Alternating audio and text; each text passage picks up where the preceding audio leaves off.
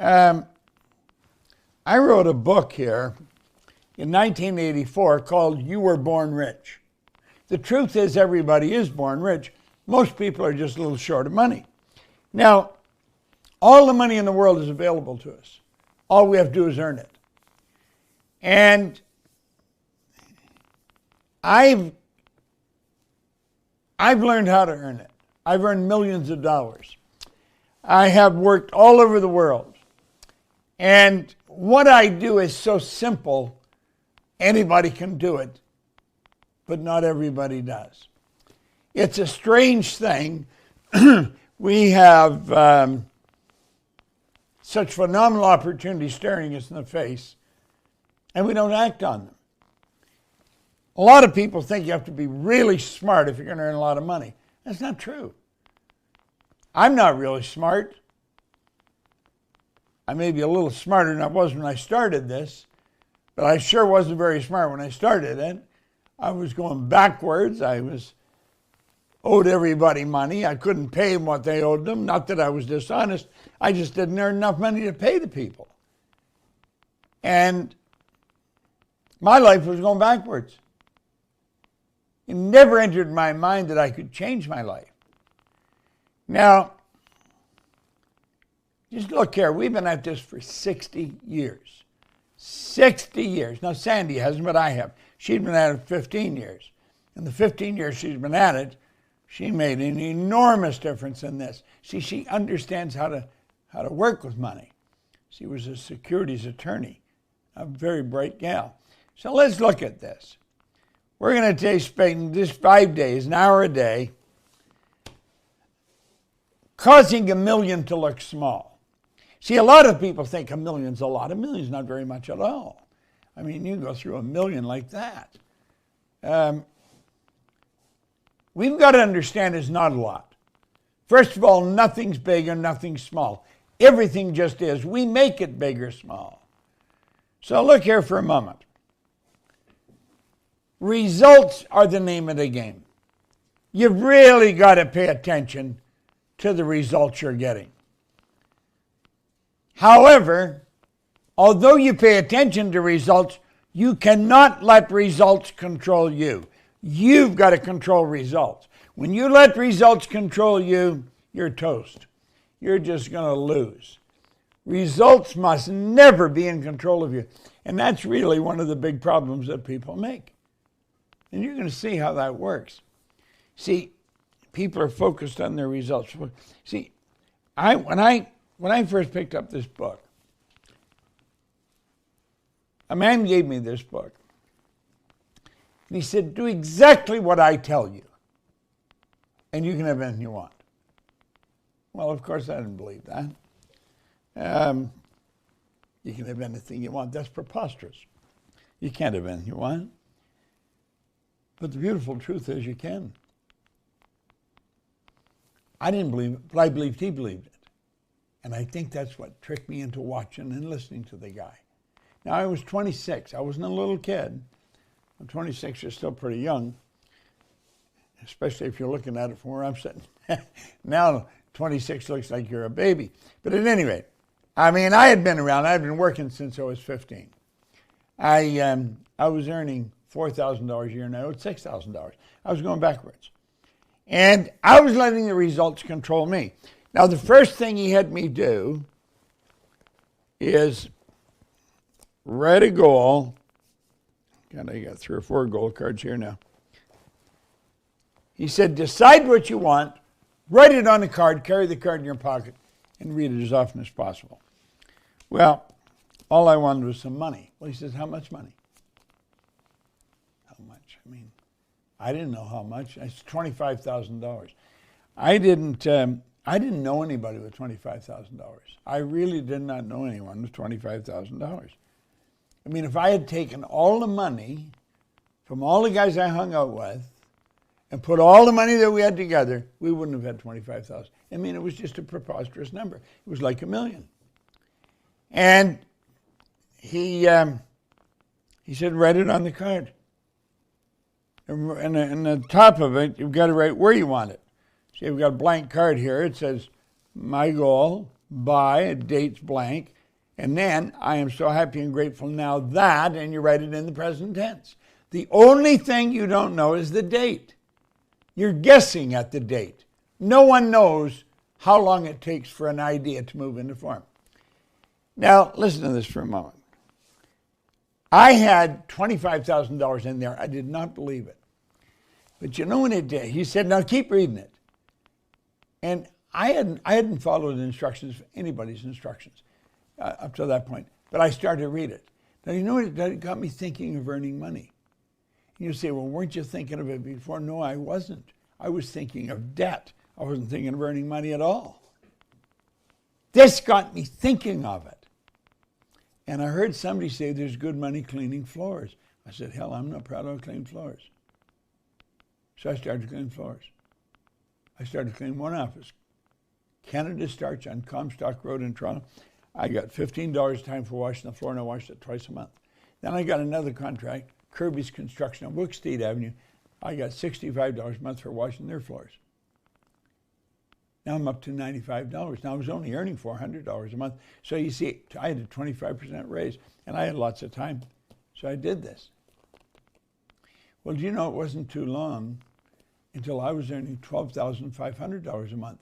Now, if you annualize that, that's $175,000 a year. I went from $4,000 a year to $12,500 a month in less than a year. What was happening? I was shifting what was going on in my mind. Everything started to change. Now look at Mikey that just introduced me. She said this the other day. I thought it was classic.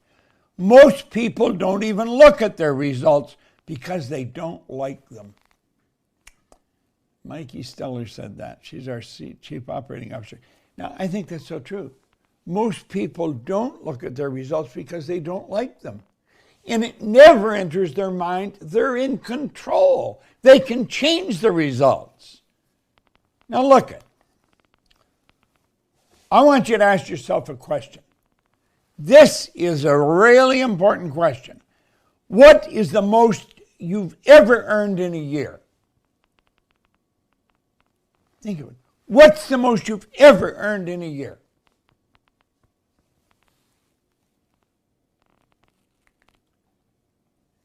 Get real honest with yourself here. This deal is strictly between you and yourself. No one else is involved. So forget anybody else listening to you or watching you. We're all so damn concerned with what other people think. First of all, it's none of our business what anybody else thinks. Terry Whitaker wrote a book on that. That was the title of it. What you think of me is none of my business. She's right. Let's take this really seriously.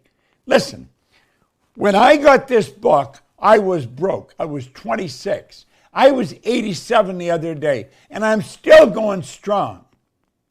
But when I got this, I had nothing. I wouldn't pay attention. If I wouldn't have been listening to me. I didn't pay attention to anybody. But for some reason, the guy that gave me the book got my attention. He always had money. I never had any.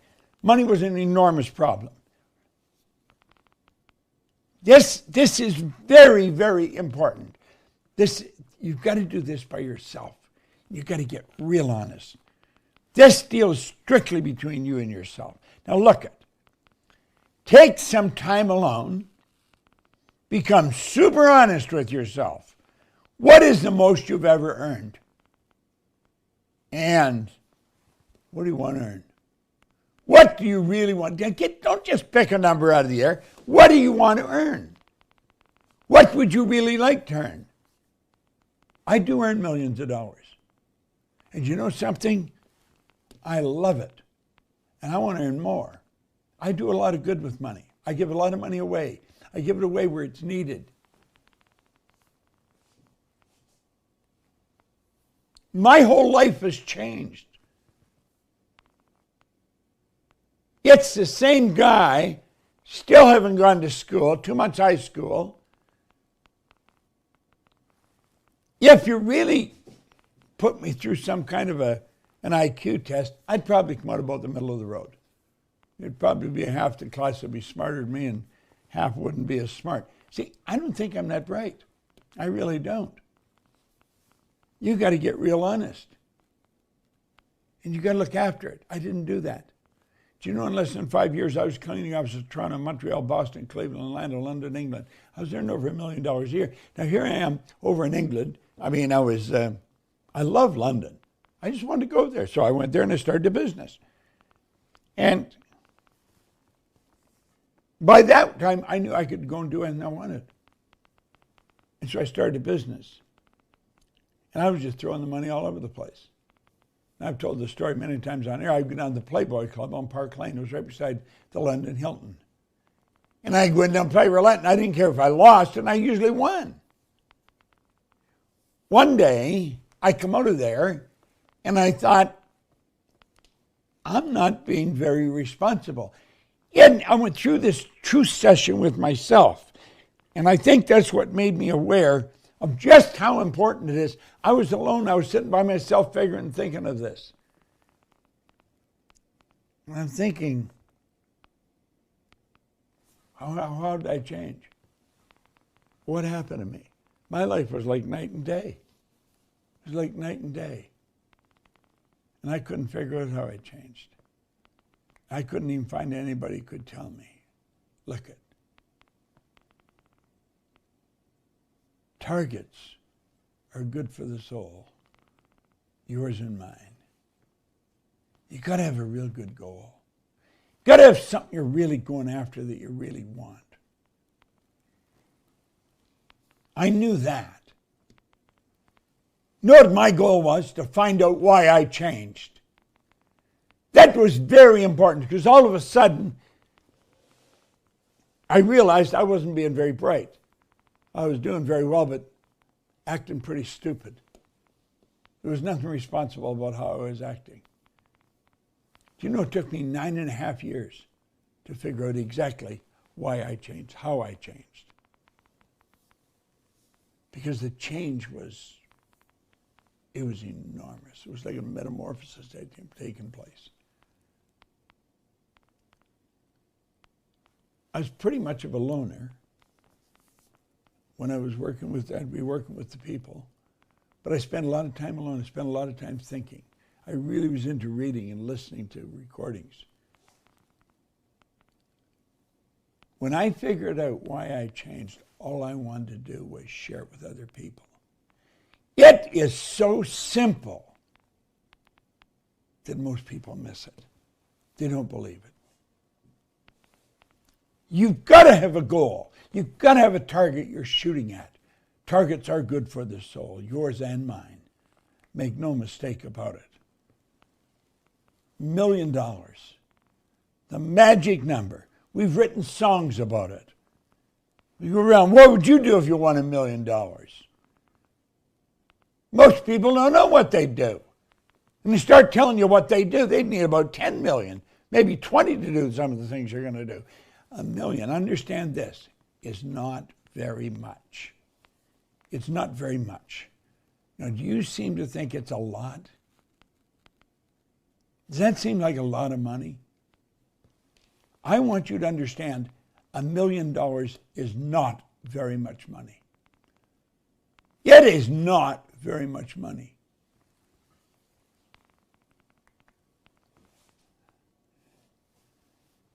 You want to reduce it in your mind. Cause it to look small. And if you'll do that, you can start winning. Now look it. I want you to really think. If you earn $20,000 a week, for 50 weeks, you earn $1 million a year.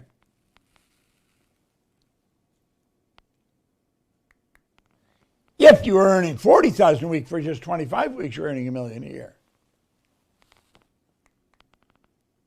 If you earn $60,000 a week for 16.6 weeks, you're going to be earning $1 million a year. Earn $80,000 a week. I'm going to tell you something, a lot of people are earning $80,000 a week. If you just do it for 12 and a half weeks, you've earned $1 million. And then bingo, look at this. If you earn $100,000 a week, you only have to work for 10 weeks and you've got $1 million. Now you're sitting and saying, well, Bob, big deal, I can do the math. You can do the math, but you see, you don't do the math. That's the problem. If you did the math, this is like magic. If you do the math repetitiously, you reprogram your paradigm. That's one thing I had done. I used to carry a little calculator. I've seen me on a plane from Toronto to Kuala Lumpur. It's 25 hours in the air. I wouldn't talk to anybody. I would just work with the calculator. I keep working with the calculator. I was playing with numbers. I changed my paradigm completely. I don't think of anything as a lot anymore. You see, you're programmed to think. Somebody else programmed you. You didn't program yourself. You didn't build that paradigm. You got a paradigm in your subconscious mind that causes you to think $1 million's a lot of money. It's not. It's a little bit of money. This is like magic. If you'll do the math repetitiously, keep playing with this. Listen, I was on a plane going to KL. I had a pad. Where's my pad? Here's the pad here. I love these pads. I'll buy them in England. I buy them from Smithson. Okay? I had a pad like this, and my pen, and my calculator. All the way from Toronto to KL, I was working with numbers. I put 1 and 6 zeros after it. It was 100. And I thought, what's the difference in people that earn $1 million? I'd earned $1 million. What do they do? What's the difference in people that earn $1 million? And I kept playing with it. And all of a sudden it dawned on me, they just don't have one income. Then I started thinking of the people that I knew that I was earning $1 million. Then I got an idea. I'm going to get a hold of Mark Victor Hansen. The second I land in KL, and I got an idea, and I phoned him. I woke him up in the middle of the night, but I got him excited. I said, Mark, let's you and I start a seminar. We'll call it the $1 Million Forum, and we'll teach people to earn $1 million by setting up multiple sources of income. Well, I don't think he went to sleep for 2 days. And so we started and we planned this. We brought Jack Canfield into it, Bernie Dorman, Lee Poulos, a number of people. And we put on this $1 Million Forum. Okay? It was a whole week, a week long. We did it in the best hotels, the Ritz-Carlton hotels. First one was actually in the Laurentians in Quebec in the mountains. The next one was at the Laguna Niguel Ritz-Carlton. Absolutely phenomenal environment. This is where Chicken Soup for the Soul books came from. Multi-million-dollar idea. And we're working with ideas. I wouldn't even want to guess the number of people who earned $1 million to come out of that. You see? What we were doing was playing with numbers. It's like magic. You've got to play with the numbers a lot. I don't care if you're broke. Get your calculator and start playing with the numbers.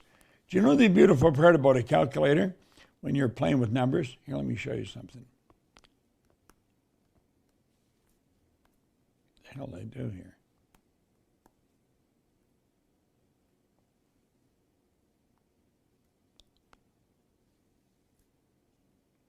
Yeah, we're getting there.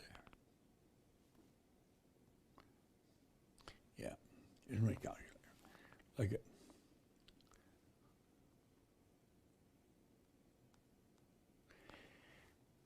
You can put 8 numbers on your calculator. You can put 9 numbers. You can put 100 million on here. Most little calculators can't do that. And when I started to do this, I realized, baby, we got something going here with this phone. Okay?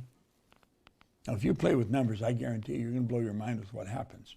Now, look at this for a moment. You've got to change. You know, perception is a mental faculty. We're going to talk about mental faculties. Perception is a mental faculty. Perception's everything. This illusion's driving me crazy looking at it. Now look here. When you change your perception, you change your life.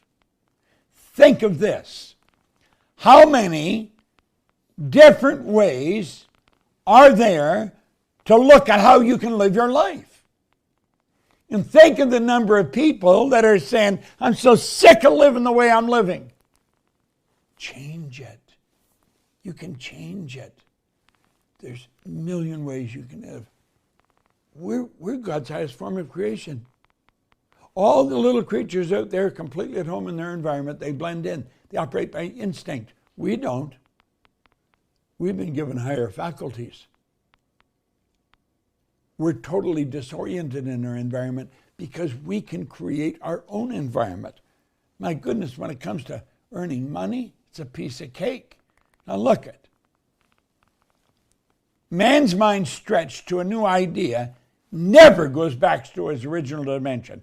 Oliver Wendell Holmes said that. A number of people actually said that. When you stretch your mind to an eye with an idea, you'll never go back to its original shape. So let's take a look here for a moment. We're going to play with this for just a moment. Let's say that circle represents the mind, okay? Then we'll take and we'll divide the mind into two parts. We'll say there's the educated mind and there's the emotional mind. Now it's important we understand this. I've made this so simple because it was explained to me so simple. You see, if it hadn't been explained to me simple, I would have never got it. I would have never got it. Now look at, let's add now a body to this, okay? So there's a mind and a body. And it's the body that moves into action and gets the results. What result? We want to earn $1 million. Let's really get serious about this, okay? Now look at. There's a genius doctor, lived down in San Antonio, down in Texas, back in 1934. I think he smartened up the day I was born. I was born in 1934. You'd think, my God, and you're still alive? Look at. He stated, the mind is an activity. It's not a thing. No one has ever seen the mind. In order to gain clarity and eliminate confusion, he's I'm going to create an image of the mind. And there's the image that he created, the one we just drew. Okay? It's his drawing. We'll take and break it into two parts. Now look at. I had studied, I don't know how many books. I had been studying for a number of years, 5, 6, 7 years. And I had all this information, but I couldn't get it organized. That's one of the principles of success that Napoleon Hill came up with. Organized information, intelligently directed. Well, I didn't have it organized. I had information all over the place. I had so much information, it was making my mind hurt sometimes. I mean, I had all this knowledge, but I didn't know what to do with it. And when Val Vanderwall showed me this, everything came together. Everything I had studied. This is the most valuable idea I've ever learned, bar none. Now, I'm going to go through this quickly. We will spend more time later, but let's go through it and take a look at how it works. Here's your mind here. That's your conscious, your subconscious, and your body. Now, your conscious mind is your thinking mind. That's the part of you that thinks, okay? That's your educated mind. That's where we gather all the information and store it up there. That's where the intellect is resident. Now, the subconscious mind is your emotional mind. It operates totally different than the conscious mind. Now, the conscious mind can choose. It has the ability to choose. Therefore, it can accept or reject. I pretty well quit watching the news. It's just, I think it messes up your mind. Nothing but bad news. They don't put the good news on there. So you have the ability to accept or reject. You say, well, God, you should watch the news. I mean, what's happening? Listen, I really figured this out. If anything seriously happened, you're going to pick it up here in conversations as you go through the day. Then last and not least, you have the ability to originate. You can actually originate in your mind. This is phenomenal. You can originate an image of you as a multimillionaire. Now look here. Your subconscious mind doesn't have all these abilities. It must accept whatever you give to it. And it has absolutely no ability to reject. Now this, although you may not understand it at the moment, This is the most valuable, it's the most mind-boggling idea that you're ever going to come across. Blow this up, Scott. Look at your subconscious mind cannot differentiate between what's real and what's imagined, and it will take anything you give to it. Now put the screen up for a second, Scott, because I'm going to show you something. This here's good stuff. Okay, look it. There's the mind. Okay, here's the body. So there's power flowing in here. And it's power, it's just pure power. Pure, unadulterated power, spirit, energy. It flows in here, and you can think anything you want to think. You can build a negative idea or a positive idea. The truth is, nothing's negative or positive. Everything just is. It just is. Okay? Now look at, when you plant the idea, this is your heart here. When you plant the idea in your heart, I'm going to tell you, baby, your life is going to change. Because this is what happens. Now I want to watch, because this makes sense. You see this? Do you know that you planted your idea in universal intelligence? This idea sets up a vibration in the body. Okay? Sets up a vibration in the body. The mind and body is in a vibration. It's on a frequency. We'll talk more about this later. You begin to attract from everywhere in the world everything that's in harmonious vibration with that frequency. Look it. I'm on a phone right now. I could phone you. Wouldn't matter where you're living. We'd be together. There isn't any time or space. That's an illusion. We're on the same frequency. That's how I'm broadcasting right now. What we call the subconscious mind is universal intelligence. Thanks, Scott. Let's put it away now. Now stay with me here. This is so important. Look it. With all that information, accept or reject, I'll show you what happens. Here's a person. Information is coming from the social media, from other people, from Netflix, everywhere. It's being dumped into a person's mind. Now, you have the ability to think, so what you can do is just say, get out of here. I don't want any of this stuff. That's what you can do. You can say, just get out of here. But we don't do that. Do you know what we do? We leave our mind wide open, and it goes right into our subconscious. What do we say about the subconscious? It must accept. It has no ability to reject. Why? Because you're programmed that way. That's how your subconscious mind works. How did the paradigm get that way? See, you've actually got a program in your subconscious mind. That's your biocomputer. And the people that wrote the code for this program had no idea what the hell they were doing. Absolutely none. This is bizarre when you think about it. How did that happen? Well, let's look over here. Here you are. This is how you arrived on the scene. This is you as a baby. You didn't have the conscious ability to reject anything. So everything that's going on around you, going right into your subconscious mind. Now, on top of that, you have got all mom's DNA and all dad's DNA came together. That formed you. So you've got this genetic conditioning that goes back God knows how many generations. And they didn't know very much. Not bad people, they just didn't know much. This is pouring into our subconscious. That's how the paradigm's formed. That's why we speak the language, eat the food. We're all programmed. We're all programmed. And so here we are here now, 10, 20, 50 years later, and the program is still controlling us. Now this is rather sad, but it's true. Look here for a moment. Here's a pretty picture of the mind. There's the mind and the body. Here's your conscious, your subconscious, and you can see, hear, smell, taste, touch. Look at, like antennae. They're hooked up to our conscious mind. Our mind is getting inundated with information. And it's coming in where? Like what you hear, see, smell, taste, touch. See, a lot of people believe they're thinking. They're not thinking at all. It's just mental activity. Every time some noise or something outside strikes one of those sensory factors, they're like a little antennae sticking up there. That causes mental activity. We trick ourselves into thinking that we're thinking. We're not thinking at all. We're just being programmed by more outside stuff. Now look at this. We're going to change this for a moment. The conscious mind is also the intellectual mind. Okay? And you have all these intellectual factors. Look at all those higher faculties. But you know something? We were taught absolutely nothing about them. Those higher faculties will change what's going on in your subconscious mind. But nobody's taught us how to use them. Do you even remember what they are? I just showed them to you. Here, I'll show them up again. Look. Now, do you know what they are? Probably you don't. Could you sit down and tell me what they are? If you can't, that's very, very important information. That's what you create with. That's why you're a creative being. You know, I sat down in 1973 in a house on Maplewood Lane in Glenview, Illinois, and I took my pad and I took my pen and I wrote on it, I'm going to build a company that operates all over the world. Do you know, Mikey, that opened up this meeting, she's our chief operating officer, she phoned me about a month ago. I was sitting down, I was going to sit down and watch television, something I rarely ever do. And just as I went to sit down, I thought, I don't want to watch this. And my phone rang and and it's Mikey. She says, I just want you to know, Bob, the company just went into every country in the world. We had 93,000 people listening to one of these.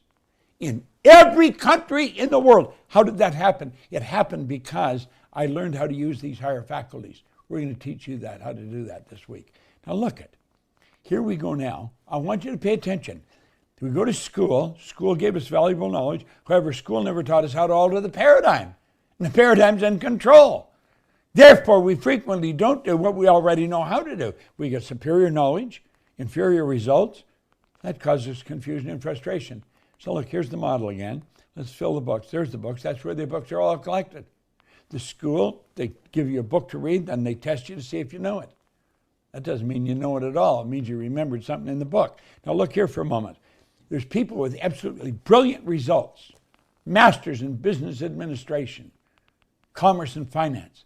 And they're broke. Their results are terrible. Why? Why is it that just 5% of the population are winning?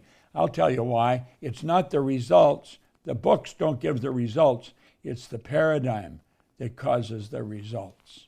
Yeah. You got smart people, but the paradigm's in control.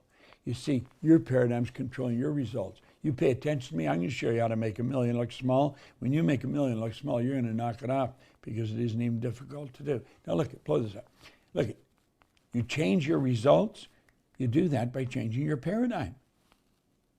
That's right. That's exactly how it happens. Now, if you use these numbers, if you play with the numbers, this is like magic. When you do this repetitiously, your programming gets changed. You see, that paradigm, you want to change it? You change it the same way it was built. It was built through repetition. Through repetition.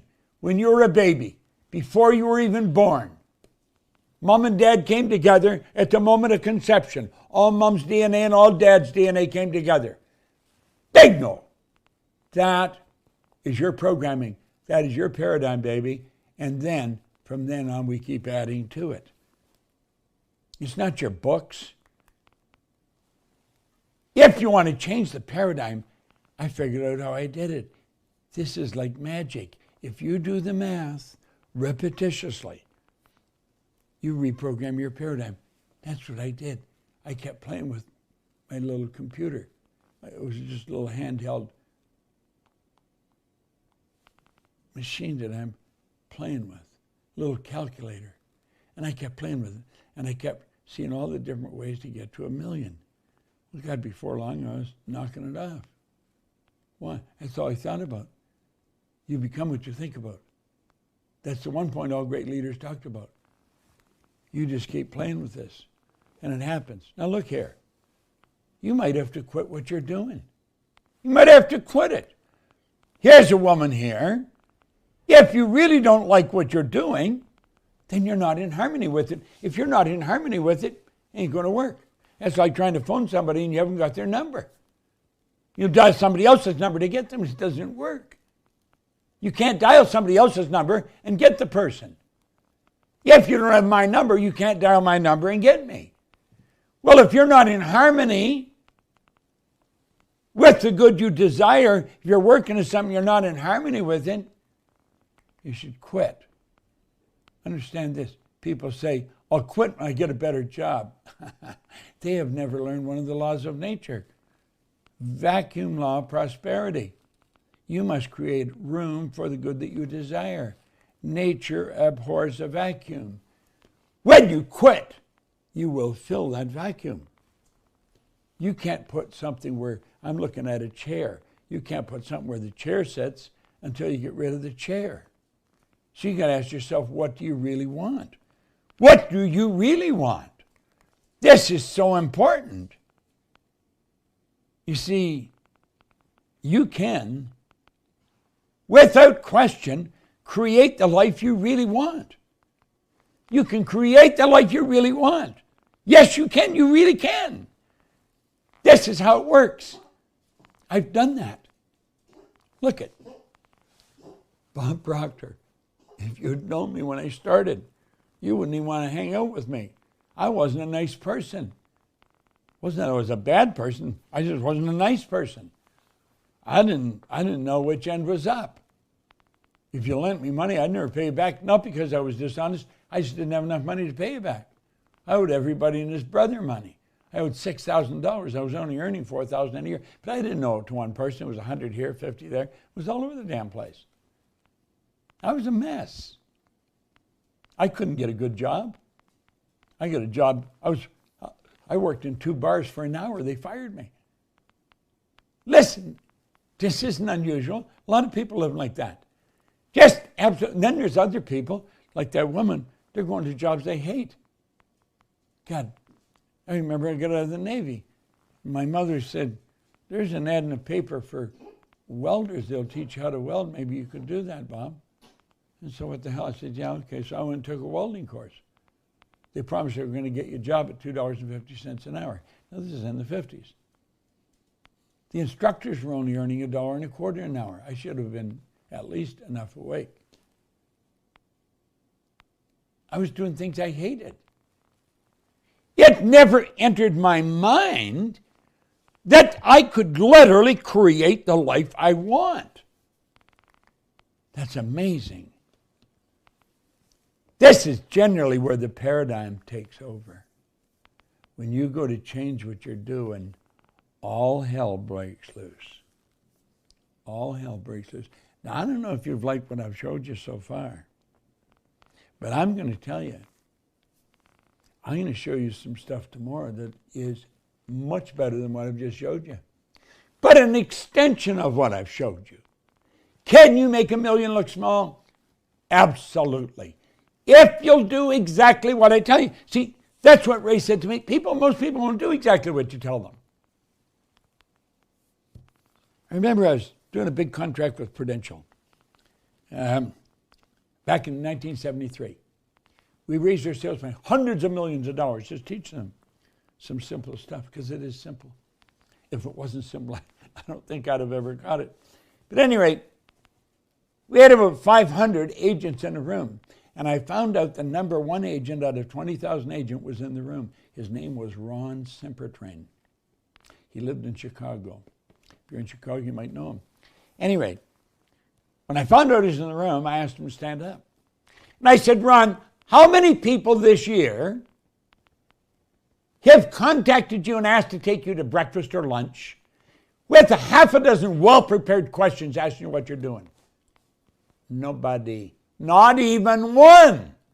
This guy's number 1 out of 20,000 agents, the number 1 insurance company in the world. He was the number 1 agent. No one asked him what he was doing. Why don't we do that? We don't know. I know. The paradigm's in control. The damn paradigm is in control. Now listen, Ray said, do exactly what I tell you. I'm working with a guy, damn good friend of mine, Arash Fusagi. Arash is going to tell you, Arash earns a few million. He does. He bought into everything I was teaching 10, 11, 12, I don't know, 15 years ago. Been working with this a long time. I love working with the guy. When you go to change, the paradigm usually cuts in and all hell breaks loose. He says, that won't work. Don't listen to him. You know, he doesn't know. It doesn't, you know. I'm going to tell you something. I do know what I'm talking about. I'm really good at this. I am really good at this. Now, I am not much good at anything else. I don't do anything else. I've been doing this for 60 years.